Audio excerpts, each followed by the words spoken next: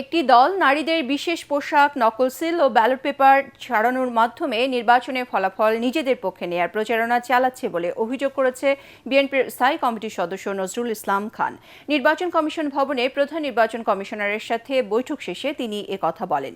এ সময় নির্বাচন কমিশনকে এর বিরুদ্ধে কার্যকর পদক্ষেপ নেয়ার দাবি জানান বিএনপির নির্বাচন পরিচালনা কমিটির প্রধান নজরুল ইসলাম খান। লক্ষ লক্ষ নারীদের বিশেষ কাপড় সেগুলো তৈরি হচ্ছে। আমরা দেখি যে ভোটের মানে ব্যালট পেপার নাকি ছাপানো হবে। আবার এটাও দেখি আমরা যে ব্যালটে সিল মারার যে সিল আর কি সেগুলো তৈরি হচ্ছে, সেগুলো সহ লোকজন ধরাও পড়ছে। সবই নির্বাচন কমিশনের নিয়ন্ত্রণে। তাদের এই বিষয়গুলিতে আরো কঠোর দৃষ্টি দেওয়া প্রয়োজন, যাতে করে এই ধরনের কোনো অনাচার কেউ করতে না পারে।